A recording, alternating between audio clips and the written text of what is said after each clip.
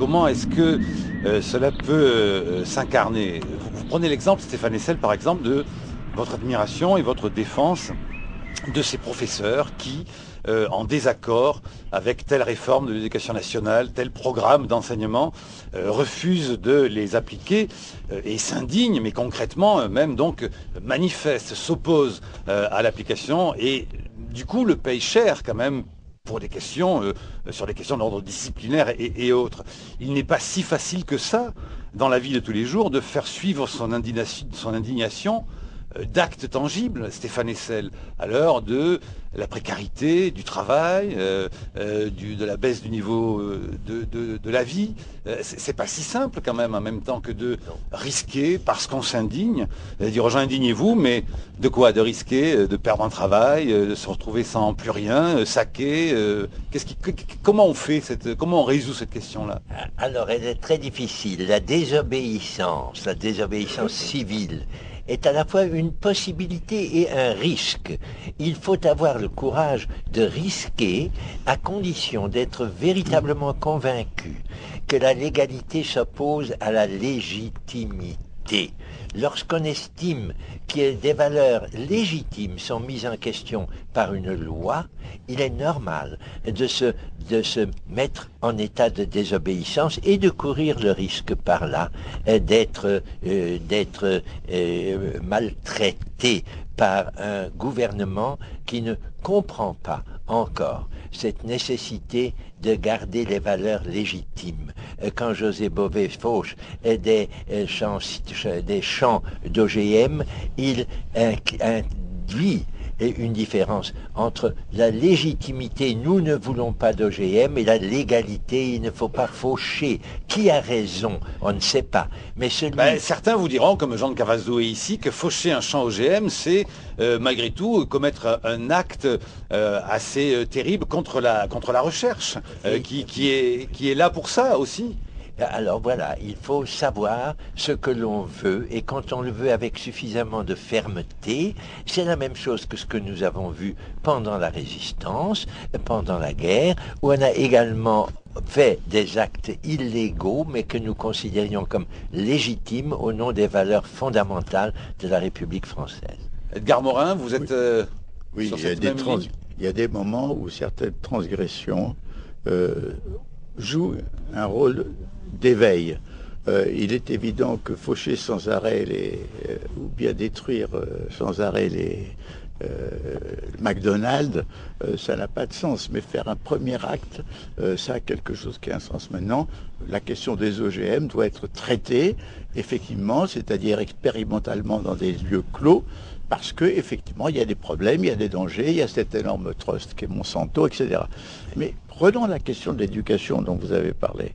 Moi, je considère que l'important, c'est de prendre conscience aujourd'hui des limites à la connaissance et à la pensée qu'apporte un système d'éducation compartimenté où tout le savoir dispersé ne communique pas, rend impossible d'appréhender les problèmes fondamentaux et globaux.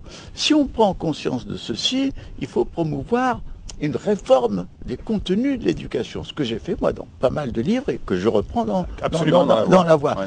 Donc si à un moment donné, une minorité d'éducateurs se rend compte que c'est ça la voie, à ce moment-là, comme toute transformation, ça commence par une minorité, par une tendance, et si elle est féconde, elle peut se répandre et faire une transformation.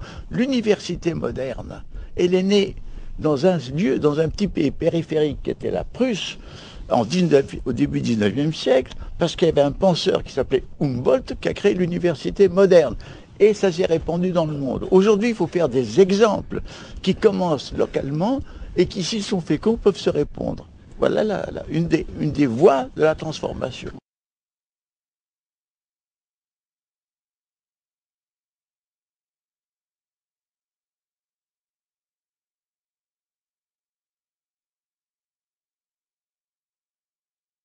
Edgar Morin, dans le livre, même la question il faut toujours commencer. Nous sommes dans une période de début, de commencement, je dirais même de pré-commencement.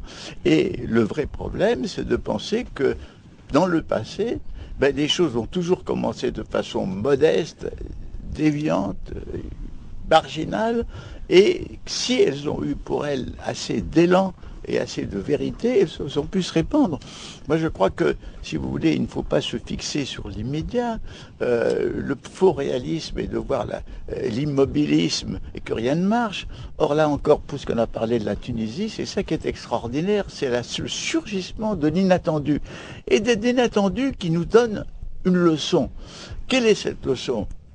De même que dans la Chine, où pendant tous les grands hommes, tous les penseurs pensaient que la Chine c'était des petites fourmis rouges ou bleues qui ne demandaient qu'une chose, c'est de faire leur petit travail de fourmilière. On a vu soudain la Tiananmen. Bon, alors ça a été réprimé, mais il en reste quelque chose. Vous voyez toujours grouiller l'aspiration démocratique en Chine avec l'Internet, etc. Et la Tunisie, c'est quoi? On nous disait, dans ce monde arabo-musulman, il n'y a ou une dictature policière militaire laïque qui empêche les intégristes de prendre le pouvoir, ou la théocratie intégriste qui va, comme en Iran, étouffer, asphyxier la société. Et l'on voit qu'il y a une aspiration autre, que quelque chose autre existe, qui n'est pas religieux, qui n'est pas dictatorial. Cette aspiration floue qui peut échouer, qui peut être écrasée, mais qui révèle une aspiration profonde. Et tout ce qui arrive et tout ce qui jaillit de la société, et ça a jailli comment? Parce qu'un jeune garçon s'est suicidé par le feu dans un coin perdu, dans un bled perdu de Tunisie, les choses se sont répandues. Moi, mon espoir a toujours été l'improbable et l'inattendu. Et du reste, c'est ce qui s'est passé qu'on donnait de la résistance, parce que dans les débuts, c'était la victoire nazie semblait absolument fatale, inévitable. L'armée nazie était aux portes de Moscou, aux portes de Leningrad, et puis brusquement, il y a une contre-offensive soviétique, et l'Amérique bascule dans la guerre. Donc, je pense qu'il faut faire entrer dans notre espoir l'arrivée de l'improbable. Parce que si on croit à la probabilité, c'est-à-dire la continuation du cours actuel, nous allons vers des catastrophes.